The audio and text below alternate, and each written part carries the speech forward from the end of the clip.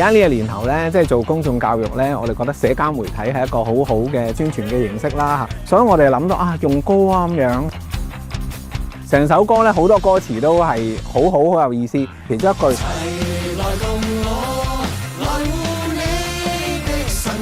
嗰個係我哋合唱部分第一句咧，成日都會喺個腦海出現翻，反映翻我哋今次做呢首歌嗰個目的。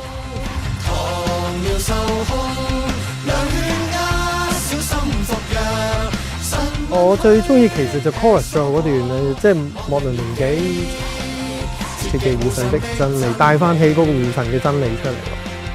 希望聽完首歌啦，睇到之後都可以即係對於腎病本身都有多啲嘅意識啊，同埋去做體檢嘅。